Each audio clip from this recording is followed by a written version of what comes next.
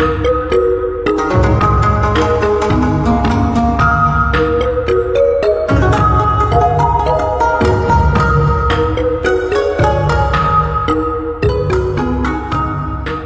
and welcome to the first episode of International Insights.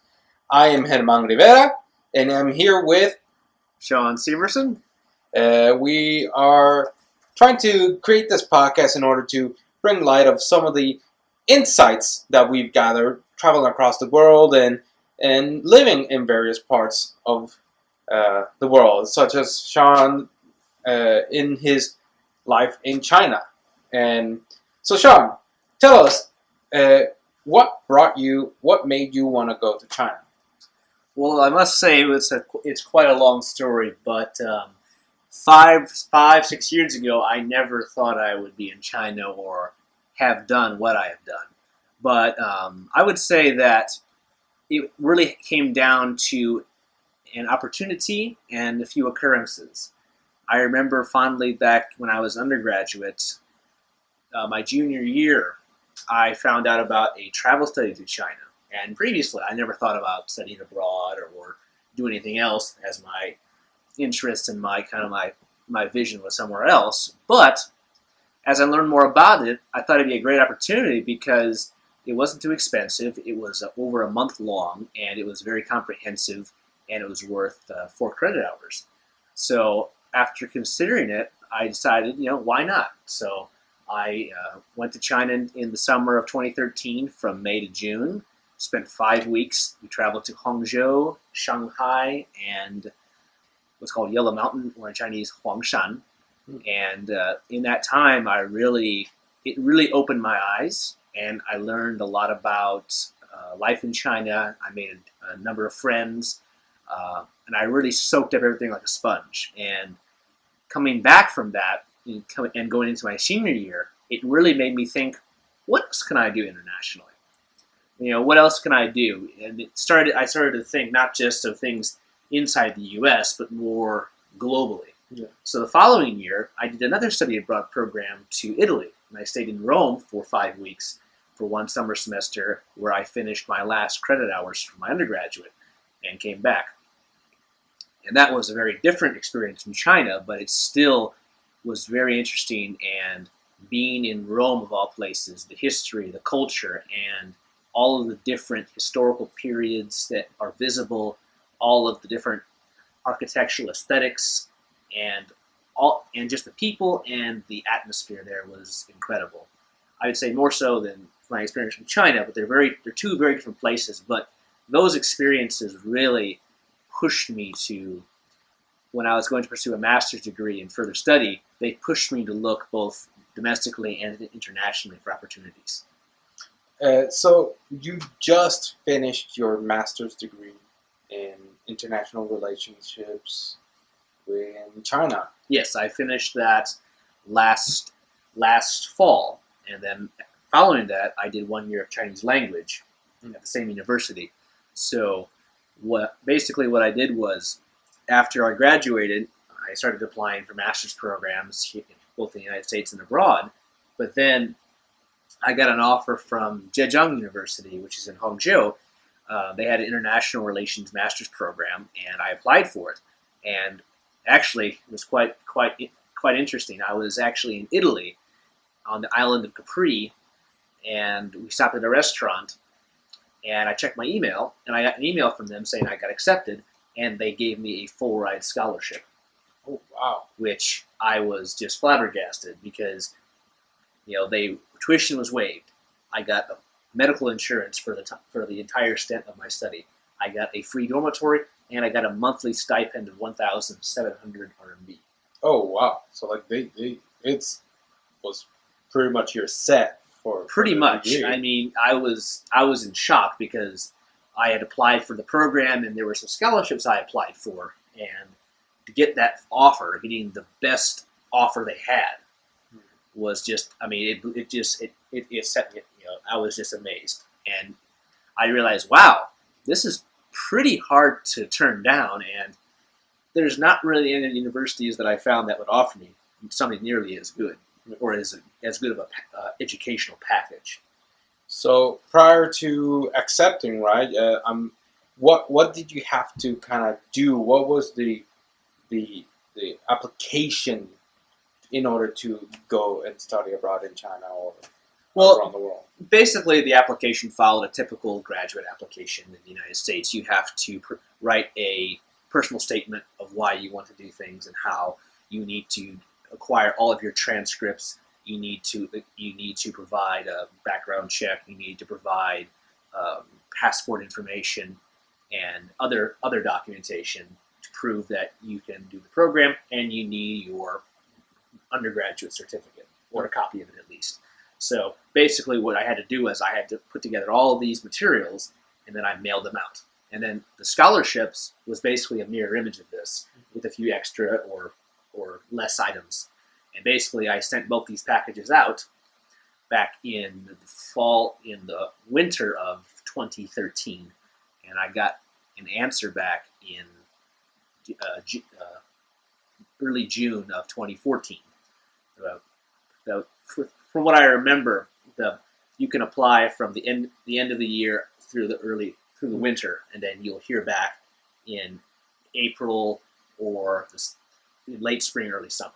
So it's a typical application process. You can apply in the winter, but the semesters there are more staggered. They start in September and end in January, instead of we're here where we typically start in August. Yeah, August to December is a semester, and that's the fall semester, and then you got your mid-January to June, for depending on the university. Yeah. So it's like you take our semester, but you push it forward a month on each end. So, but that's why the application period was basically the same timeline for most, but just a little different. How was the opportunity introduced? Like, was there like anybody that kind of nudged you into choosing an international degree versus a local? Yes, most definitely. The two professors who I went with to China through my university, they really gave me a lot of advice, and they really pushed me to explore opportunities internationally. And one of my professors, he's actually an alumni from the same university in China, so he knew about it, and he gave me some good advice on where to apply. And I think because of him and the other professor, they didn't push me to do it, but they gave me a lot of guidance that I could follow, that I think really aided me in getting this opportunity. Kind of like the cheat sheets of how to study over there, huh? In a way, yes. Yeah. But I found that, and also from discussing it with them and some other professors in academia, they said that if you want to do an international program, a master's program is the best because it's the shortest, and you can do a lot with it. It's not like a bachelor's or a PhD. It's 4 to 6 years, where a master's usually 1 to 2, maybe 3. So I think from what they've explained to me and the evidence they've provided me, doing a master's program internationally, like if you've done your bachelor's in the United States, a master's program abroad is, I think, a great thing to do, because you can do it in 1 to maybe 3 years max, and you potentially will get a great experience where you can do your research, you can do whatever you're studying in a different environment, and that's going to open you to a lot more diverse job opportunities outside of your home country, and also it'll give you connections, new friends, opportunities that you can potentially use after you graduate.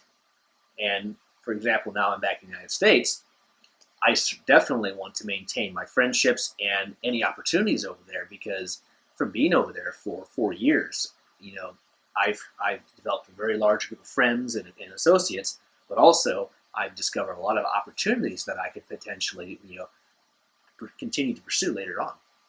It seems like it opened the world up to you quite literally, and having those external connections. The rule of employment anywhere is it's who you know. So it's exactly having those connections are always beneficial. And going back to your question a minute ago, like what did I have to do to prepare for this? Once I got accepted, once the shock died down, I'm like, oh my god, okay, I've studied abroad, but this is different, because the last 2 times I studied abroad, it was either through the school or it's a school-to-school program, so it's structured. Whereas this, it's structured, but you going there and getting set, it's all on you. You got no assistance. So it was a bit intimidating, and I was concerned about, oh my God, if I get over there and something doesn't work out, what am I going to do? But what I remember doing was, I remember that summer just working as much as I could for my summer jobs to earn enough money that I could bring over there just to have money in case something happened, but also getting all my domestic affairs taken care of, getting all my documents taken care of, updating things, and just taking those 2 months after I got back from Italy, because literally I was in Italy finishing my undergrad from May to June, and I left for China in early September. So I only had about 2.5 months to get all of this stuff squared away. So I remember it was stressful, but also exciting, nervous, and scary all at the same time. Yeah, no, traveling to a foreign country where you don't know the dialects, you don't know how things are, is kind of a scary opportunity, but also very exciting, right? Yes. As a student, like you said, this is on you. You are on your own going to this to China to study. What is kind of like the day-to-day life of you as a student in China in your master's degree? Well, I'll be honest, it really depended on many factors. For example, I'll just start at the beginning. When I first arrived, there was about a 2-week period where you basically were assimilating in, where you arrive. Before I booked a hotel, because registration, I remember, was on the 12th and 13th of September in 2014. So I arrived on the 11th. So I booked a hotel. But what really helped me was, because I had been to Hangzhou a year earlier through my travel study, I still remembered a lot of places. So the hotel I booked was next to the hotel I stayed at back in 2013. So I actually did have an advantage. So when I got back, I'm like, oh yeah, I remember this street. Oh, this is Tiangushan Lu. Oh, this is Baochu. Okay. Things had updated a little bit. Some new things here, or some things that were there then were not there. But it wasn't like, oh, this is totally new. So I had some familiarity. But I remember going to registration, it was very different from a registration at a college. Much less organized, a little more chaotic, but everything was still done. But given that was my first impression of the university, I was like, ooh, I was a little concerned. And then that same day, I got registered. They bussed us up to the campus we would stay. We got our dorm room, met our roommate, and that was pretty good. But unfortunately, I remember I got sick that first week there. Oh. So that was very, very annoying. Luckily, it was just a cold, but trying to get everything done, being ill for it was gone about a week. But I remember in that week, we had to get all our stuff set up. We had to get our classes registered. We met our program manager. We had to get our internet set up. We had to get our residence permit, because when you get the student visa, it's valid for 30 days. And then you have to go to the Entry and Exit Bureau to get your residence permit, which is good for a year. And you have to renew it every year while you're studying. So you have to do it in the first month. So it's not a pressing concern, but you have to do that in the first month. Otherwise, you're going to be in big trouble. Oh, wow. But it was quite chaotic. And what was really unfortunate was that I did bring a lot of cash with me, and thank God I did, because when I tried to use my bank card, I couldn't withdraw money. So I'm like, oh my God, what am I going to do? And I was really angry at my bank, because they told me that their debit and credit card system would work there, but it didn't. So I'm not sure if they lied to me, or they didn't know what they were talking about, or whether it's not something they knew. But I was very, very upset and angry, because I had $500 I brought with me. I spent about $200 of that on the 3 days of the hotel. Oh. And then I had to earmark around 400 RMB, which is about $60, for the residence permit to get that processed. And then I also had to open our bank account. And luckily, the school opened our bank accounts for us for our scholarship money. But here's the other thing. They didn't fund it for almost a month. For that first almost 3 weeks, it was very, I was thinking, maybe I made a mistake. Maybe I should go back. I was really questioning myself, but I'm glad I didn't, because after about 3 weeks, we got 2 months of our stipend in.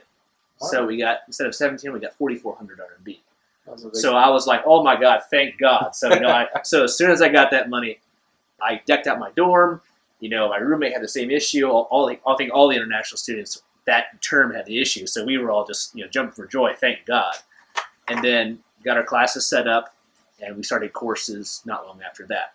And after that period, I started loving it more and more. So that's what I'll say. Sometimes things may get off to kind of a rough start, but before you throw in the towel, you should see it through before you do anything. That's what I've learned. And don't judge, the system is not as functional. It's not that it's not as functional. It's just made different. Yeah, I mean, it's a different way of doing things, especially it's a different country, of course. Exactly. So, like, the systems might not be equal to the ones. I know for sure, like, the American system for academia is monotonous in getting acceptance and whatnot. What type of barriers you think you've had, or, like, some of the things that, oh, man, I really wish I would have known this before coming in here, like, and any, like, advice you would give probably to people that might be wanting to pursue a degree in China? That's a very good question, and having been there and having faced difficulties and other problems, I have some really important points I would like to stress. First of all is I didn't know any Chinese at the time, so I highly recommend that before you go, you don't need to learn a lot, but you should learn some basic Chinese. It's going to make your life so much easier, especially given that most of the organizations and infrastructure is not going to be that English friendly, potentially speaking. Another thing is make sure your bank can have access to your funds where you are going. I thought I did that, but I didn't. I guess I wasn't thorough enough, and that almost put me in a very bad situation because I couldn't access my money. I had money, but I couldn't access it, and because they had a large number of students who had come in that semester, it took longer for our scholarship money to be allocated. So make sure you have enough financial resources. Otherwise, you could be in a very, very dangerous or difficult spot. Yeah. Anything in particular you would have avoided in general going over there? I can't say that there was nothing much to avoid because like crime and other problems, they're not a big issue over there.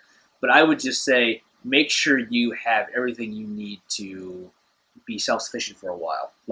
So I mean, I packed plenty of things, so I didn't have problems with clothing, cosmetics, or other things like that. But I highly recommend that you, as soon as you get there, make friends. And that's another thing is I didn't make a lot of friends very quickly, but I made one good friend from India, and we hit it off really well, and we helped each other a lot. So that's one thing is try to make some friends, especially with your roommate. Because I was lucky. My roommate was American, and there were very few Americans that semester. Oh. So it was perfect because we're like, hey, well, this is wow, because there was only one other American on our floor, and there was like 80 students on our floor. So we were very lucky. So we hit it off really well, and it was pretty smooth sailing because we heard a lot of horror stories where people from countries, from cultures are together in a room. There's a lot of tension because this is their standard of cleanliness. This is their standard of doing this. This is their standard of doing that. And it can be very different from the other person's. I was lucky and didn't have that problem, but I knew many other students who did. Wow. So is Hangzhou one of the international schools? The cities, you mean? International city or school? It's becoming more international. When I arrived in 2014, it's only about 2.5 hours southwest of Shanghai, so it's definitely more international than most cities its size. But it's not going to be it's not as international as Shanghai or Beijing. But it's getting that way more and more. Wasn't Hangzhou? Didn't Barack Obama visit Hangzhou during the G20 in 2016? Yeah. He did visit, and that is a whole other story we can discuss another time. Yeah, for sure. That must be discussed for sure. But I would say that there's really not much that I regret. It was more just circumstances. Mm-hmm. I prepared pretty well, but mainly it was the bank. It's banking. It's if you have sensitivities to food or other things, do that. Pollution in China, sometimes it is bad. So I would recommend packing a mask or some other filters that you can wear. But overall, it wasn't. There's not much that I would recommend people do. Is just use common sense and just be comprehensive in your in your planning and preparations. Going through the day-to-day of a student, big part of being a student is the classes. Of course, of course. So you've have been most of your life in a U.S. classroom. How did the classroom in China differ from you? That's another good question. In its structure, just a classroom's a classroom, no difference. But what was interesting is that while there were international students at my university, and I met some, in my program, we had students from America, Russia, Bulgaria, Italy, France, Turkey, Kazakhstan, where else? Mauritania, and Liberia. So very interesting group of students. And what I really enjoyed I really liked that a lot of the classes, they were lecture based, but they also had a lot of discussions and a lot of more in-depth thought about political issues, economic issues, security issues, all within international relations. And I thought it was very interesting hearing all these people from different countries share their perspective on the same issue. And as an American, we hear the issues presented in the news, and we all have, of course, not a homogeneous viewpoint, but it's still going to be more similar. But I learned so much about how other people in these countries view these issues, and it really can be surprising, their perspective and point of view. Like, wow, I never even thought of that, or wow, I've never even understood that. Could be looking at the situation from this perspective. So I found that the classroom environments, it had its pros and cons. I think that the U.S. system is a little more comprehensive in some ways, but what I thought the strength of this program was the international student body, and that we had professors from China, Japan, and the U.S. So the classes each had their own difference, whereas our American professor, he's very comprehensive, very good in instilling the discipline, the writing methods, and the research methods of how to do research using international relations, and having the Chinese professors and our one Japanese professor use their own styles. So you got exposed to different teaching styles, and that was really interesting overall. But so I would say the program maybe was not the best, but I think that the perspectives and all of the discussions, debates, conjecture on all these issues that we were discussing in different courses was very interesting. Yeah, I'm curious about the interactions, like especially with students. The most international students that I've ever dealt with or had the pleasure of interacting with are from India, and you kind of get their point of view when I was in the engineering program. But having so many countries in one room, especially young, exploring the world type, I'm pretty sure it brought up some very interesting discussions. Indeed. How are the interactions with the teacher? I know that when I was in academia, the professors either were very open to us because I went to a school in which didn't focus so much on research, but more in the education aspect. But schools like U of I and the Ivies, they're more research based, right? Because that's how the teachers kind of got their funding. Mm-hmm. So and have less time for their students, sadly. So from going over there, how was the interactions between you and your teachers?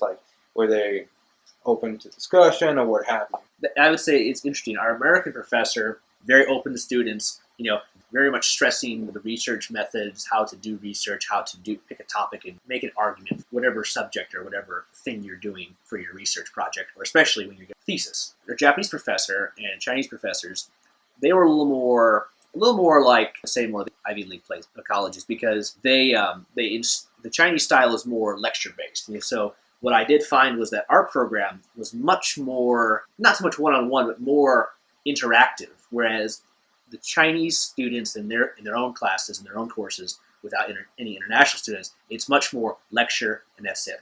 There's not a lot of discussion. It's more they're taught, they learn, and it just continues that way. Whereas with us, our Chinese professor, since I believe he did study in the U.S., he had more of a mixed perspective. So while we would have courses where it'd be all lecture with some questions, we'd also have courses where he would lecture for hour and a half, and then we'd have half an hour discussions on something. He taught our one professor, our Chinese professor, actually head of the program. He taught one course called Global Political Economy, and we had some wonderful discussions in that course where he would lecture very intently. We take notes, and then afterward we would discuss these things in depth. And I found that international students, we were much more willing to discuss things, to maybe even challenge our professors' ideas and opinions. But the Chinese students would never do that. And it has to do with, I think, more the educational culture there, where they're not going to question authority, or they're not going to question their professor's perspective because they think he knows more. Whereas the U.S. education style, it's more, not necessarily question authority, but question why. Why this? Why that? How come this? How come not that? But I thought that was a very interesting observation, because we had one lecture in which we had a big discussion where myself, the Russian students, the Turkish students, and a couple other different nationalities, we were just answering questions, asking questions, left and right. And eventually, after about 20 minutes, our professor, he was very impressed and happy with us, but he even made a comment. He's like, "That's wonderful. Now, do any of the Chinese students have anything to say?" And they didn't.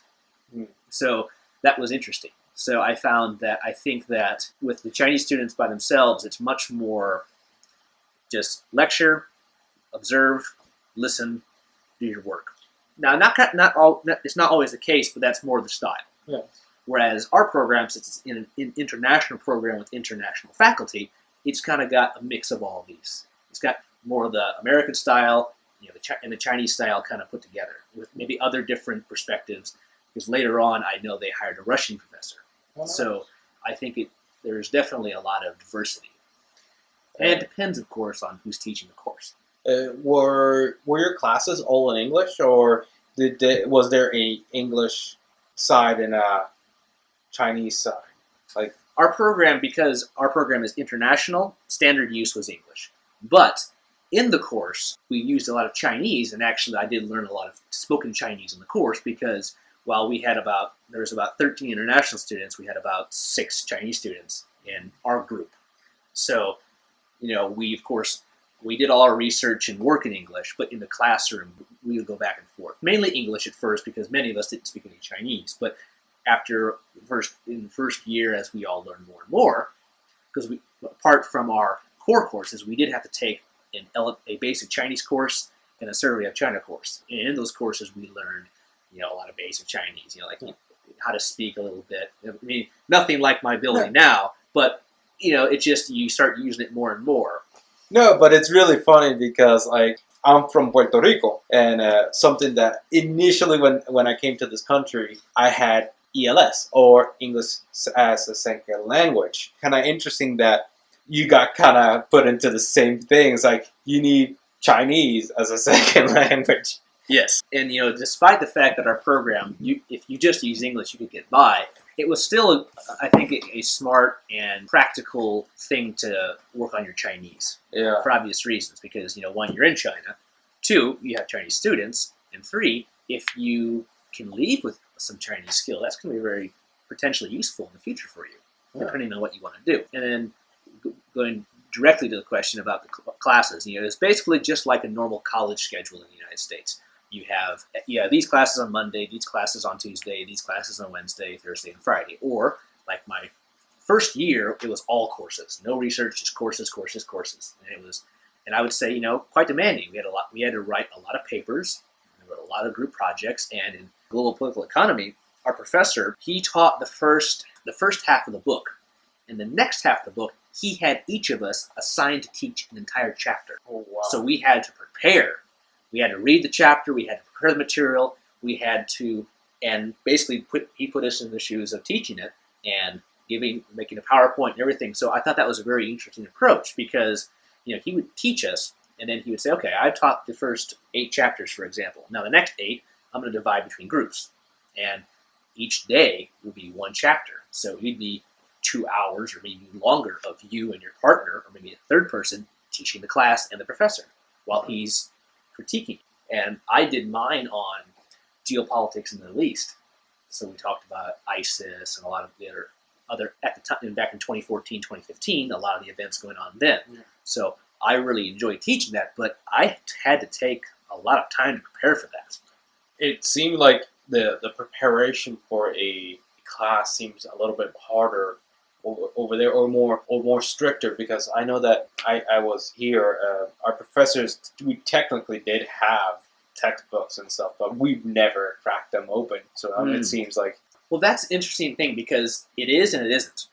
Like I found that in some courses it was very strict. You need to read, you need to do that. With others, it was much more lenient, but you still had work to do in other areas.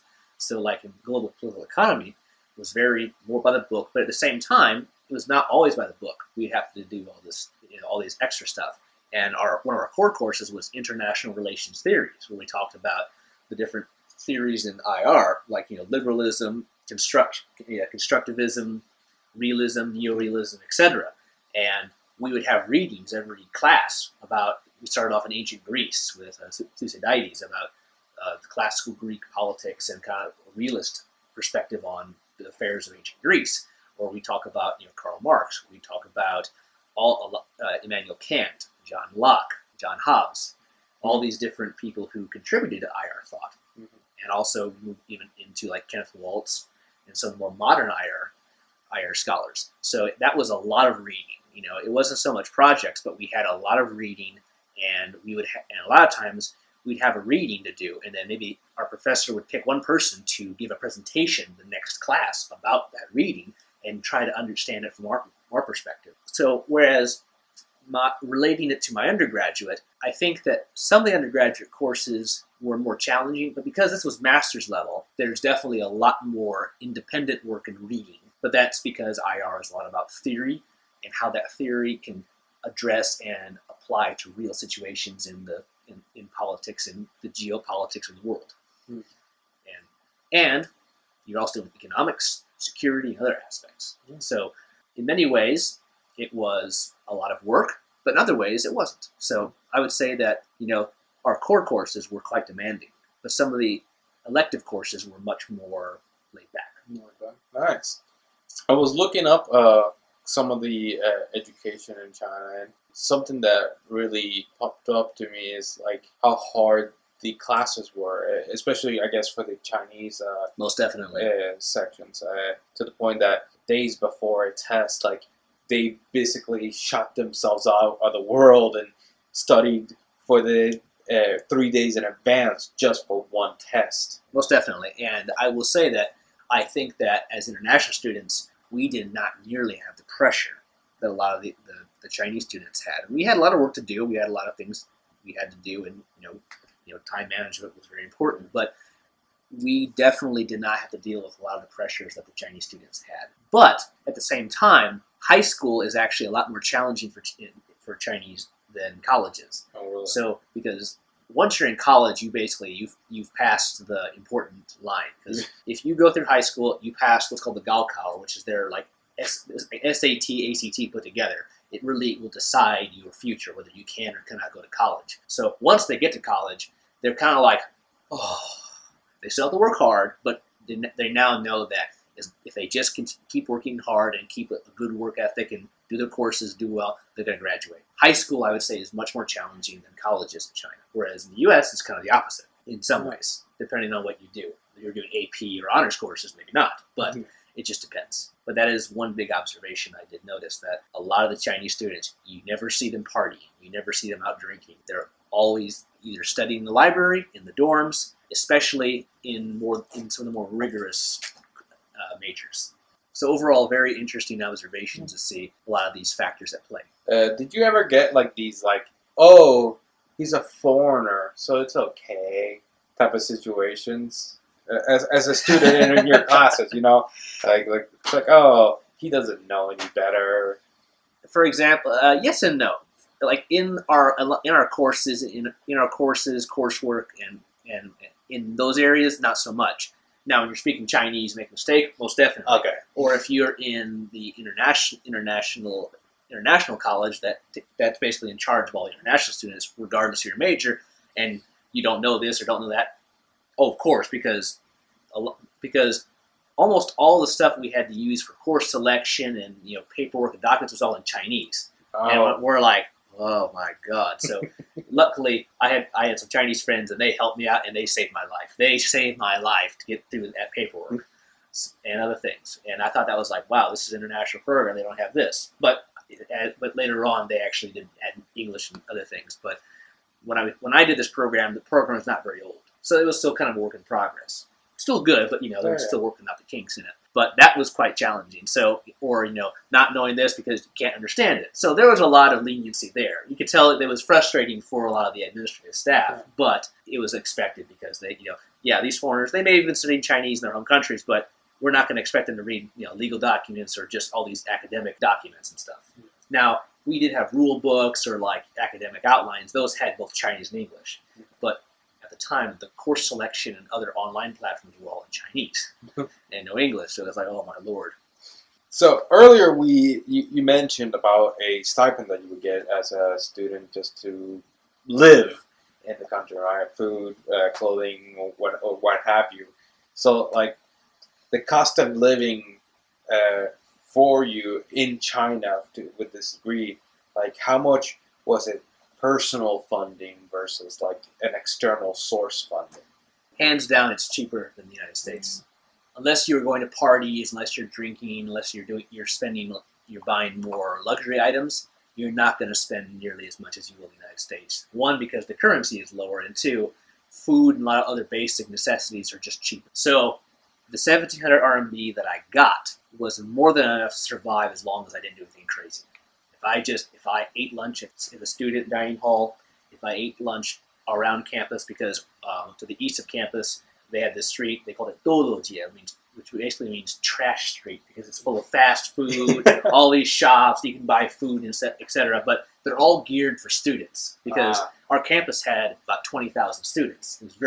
It's huge campus. There's this long street going out to one of the main roads further to the east, and it was just full of shops, stores, all catering to students primarily, and it was very cheap. Now, if you're going into the city to eat, a little more expensive because I think on campus, one, they're subsidized already, and they're cheaper because students don't have as much money as working people. Of course, common sense. I would say if I stayed on campus and ate primarily on campus, that was more than enough to survive and even save some money. Even though that's only 1,700 RMB is not a lot of money in the United States. So what was your favorite trash food, I guess? There was one restaurant at the end of Doujie, Trash Street, and it was a noodle shop. And they had a really wide range of dishes. But I found this one dish, and in Chinese it's a jiro ganmian, which is basically chicken and noodles. Because jiro is chicken, and then like ganmian, mian is noodles, like tang mian is soup, ganmian is no soup. And it was 15 RMB, which 15 RMB is like just about $2. Oh. And it was a pretty big portion, and it had vegetables, it had hunks of chicken, peanuts, vegetables, corn, and assorted things all mixed together in the sauce. Wait, are you telling me that you ate healthy in college? Yeah, of course. No, trust me, I ate plenty of unhealthy things while I was there. But this place was very convenient. It was cheap, and it was healthy. So it was a staple place I went to. I didn't go there all the time, but I went there very consistently. Man, my diet in college consisted of pizza, Taco Bell, and any other fast food that literally would kill me right to this day. Well, I regret to inform you that most of those foods are not there. The pizzas there are very different. They're smaller and they're kind of weird. I mean, you can get it, but it's not like pizza here. Trust me on that. So I ate a lot of foods that most college kids here would never even experience or even find. I would say overall the food, I'm lucky. I'm not a picky eater, so it wasn't hard for me to adapt. But God bless a lot of my classmates and some of the other international students, especially from countries with more strict dietary disciplines. They had a very difficult time. How, especially for, I'm guessing, people with vegetarians? Yes, or because my good friend from India, he's a vegetarian, and he was a very strict vegetarian. But after a certain amount of time, he had a crack, and he had to add eggs to his diet because he was losing weight. And I'm like, man, you all right? And he's like, John, I'm sorry, but I don't want to break my principles, but I have to add eggs because I just can't survive because most of the foods are prepared with animal oils, or especially in the cafeteria. Okay. So that was, for him and a lot of other people who were vegetarian or had more strict diets, it was very difficult for them to adapt. In many cases, they had to break some of their own rules just to get enough nutrition. But I will say the food over there, it's very different than it is here overall. And here's a very important note. Chinese food in the United States is not like Chinese food there. It's very different. Now, if you go to, let's say, Chinatown in Chicago or New York, there you'll find pretty much the same thing. But if you're going to a typical Chinese restaurant, it's not going to be the same. That disappoints, man. My General Tso is not the same. Some things are similar, but you can definitely see they're not the same. I guess I'll have to travel to Chicago or just go to China and get me some real good traditional. St. Louis, in St. Louis, there's an area where there's a lot of Asian shops and restaurants, and it's actually pretty close to some of the cuisine you'll find in different parts of China. We talked a little bit about dorm life, and you said, all right, you locked out. I don't know if they switched dorm roommates ever so often. So, like, can you give us an insight into dorm life or? Yes, and this is going to be very interesting, just to let you know. So first of all, they had just built 2 international dormitories because of their increasing number of international students, and each dorm had 2 students, and you had 2 beds, 2 nightstands, 2 desks, a personal bathroom, and storage areas in by the door. Not bad. They were brand new, but the building quality was definitely inferior to here. The walls were like plaster, and if you ran your finger on them, you would actually get some plaster come off. Not like flake off, but just the dust. I used to work construction during college in the United States, so I was like, oh my gosh, that's not good, or that's not good. But most people didn't know that. But since I've been in that industry to an extent, I have a little background knowledge where I was like, oh, this is not the best. But regardless, structurally sound, just cosmetically not the best. Okay. Now, but I'm not complaining one bit because the Chinese students on our campus, 4 students live in one dorm room. How big are the dorm rooms? Smaller than ours. Dang. Literally what they'll have is a desk and a bed on top of it. 2 students on one side, and they'll have a ladder, and they'll have a communal bathroom. And they just have a concrete floor, and when I visited some of my students, or some of my student friends, I saw these dorms. Literally, they had a bed, no mattress, just wood planks, a sheet, and a pillow. Concrete floor, old style bathroom, and 4 students to a room. And I was shocked, but they said, oh no, this is great. In other parts of China, it's 6 to 8, maybe even more. And I was flabbergasted. But so, despite any of the inconveniences, or maybe, for example, they didn't get internet set up in our dorms for over 4 months. Don't ask me why.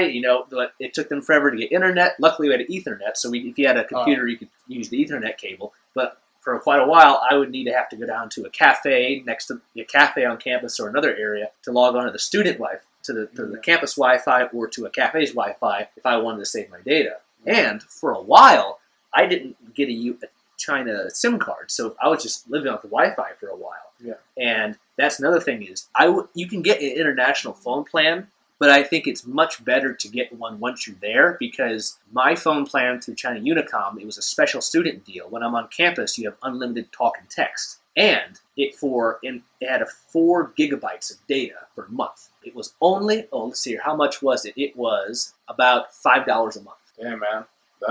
That's insane. I need my cell phone plan to match that. The cell phone plans over there are so much cheaper than here. Now, given this was a student special, but even the additional benefit was, in Hangzhou, any university campus, you had the same amount of data, talk, and text. So on campus, everything's unlimited. And when you're outside the province, it's more limited. If you're a student, it's perfect. If you're traveling around in China a lot, not the best, but you can't beat it for that price. And I was amazed, that's it? That's it? I do think that compared to the U.S., their plans are much, much more economical. I mean, there's no comparison. There's no comparison in saying this. Finishing off your college degree, let's say, without the scholarships, I guess, or with, how much do you think it would have been compared to in the U.S., like getting your master's degree in the U.S. versus China? Of course, there's pros and cons and advantages and disadvantages to both. But I'd say, in summary, from my experience in China, I would say maybe some disadvantages would be I missed out on some of the advances and day-to-day events in the United States, and maybe some of the a lot of the, just the things going on in country, you kind of, outside of that, so you're not going to be in the loop as much. And also, you have to be careful on where you go to school overseas, because it may not be accepted or accredited in the United States. Now, in my situation, I didn't worry about that because Zhejiang University is number 3 or number 4 in China, and it kind of goes back and forth. It's their equivalent of one of our Ivy Leagues. Mm-hmm. So, and when I was there, they actually hosted some exchange students from MIT and Princeton. Oh. So I know that when it comes to quality, the university stands very high because it's in their top 5.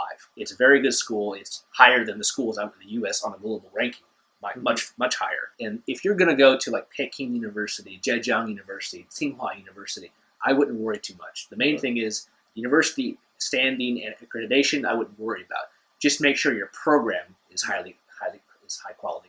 Would you recommend people to pursue a master's in China or anywhere else internationally? Most definitely. But then again, it goes back to what do you want to do? Yeah. If you are someone who is very homebound, you have a set career in mind, then maybe not. But if you're someone who's adventurous and wants to do something different and wants to get a different perspective and meet a wide range of people and maybe develop a lot of friendships that you could maybe use to go travel and meet them someday, most definitely. And I would say that beyond just the education, the experiences and connections I think are even more important. I learned a lot of knowledge and information, but what I've gained more is I've gained a lot more of learning about people, how they think, where people are from, why do they act and do the things they do, connections, lots of connections, opportunities, and a lot of potential future travel and maybe even future work opportunities abroad. Not just in China, but other countries. Now, and I would say, and there's another thing I must point out. I was able to save a lot of money by being over there. By not having any tuition fees, by not having to worry about day-to-day expenses. It felt so nice. You're not stressed. You're not like, how am I pay this bill? How am I pay that bill? Now, of course, I had my college debt from my undergrad, and I had my truck and insurance and everything. But it's so much more manageable. And I was saving money every month the entire time I got there. And get this is a kicker. After almost the first year, from September, and then in May of 2015, they upped the scholarship amount from $1,700 to $3,000 for master's students. Oh, wow. And get this, they paid us back the difference from when we started. Oh, so man. From September to April, they paid us the difference. So you got quite a bit of back pay back there. So we got $1,300 for all those months back pay to us. Wow. And, who does that? Yeah, And they're college students. They don't need money. So I remember, a lot of the international students on this, we were all partying up for, a couple days. Yeah. We were like, because we're like over 10 grand richer in Chinese yuan, which is a lot of money because a typical salary in China is between 3,000 and 6,000. If you're in a bigger city, probably more. But that's a lot of money to get. I'm like, yeah, baby, this is great. And what I think is most gratifying is that from being over there, 3 years of school I did, including the year of language, I also got a scholarship for the language too. I was able to save up money, and that money I have been able to put toward paying off my truck, which is now paid off, paying off over almost 90% of my college debt is now paid off because of the money I was able to save there. Maybe it has not allowed me to start a career in the United States until my current age, and we delayed that a little bit. But I think the economic benefits are also very important. Now, everyone's not going to have the same success with that as I have. You cannot deny that because of the cost of living, and if you get a scholarship or something, that can potentially, if you play your hand right, it can be very beneficial for you. Well, Sean, thank you again for joining us for another episode of International Insights. We hope to see you guys again. That's all the time we have right now. Have a good night, and see you next time. See you next time, and please stay tuned for our next videos. We're going to produce some more content, and we're thinking of more things to explain and discuss. So we look forward to producing more material, and we hope you enjoy it. And until next time, this is International Insights.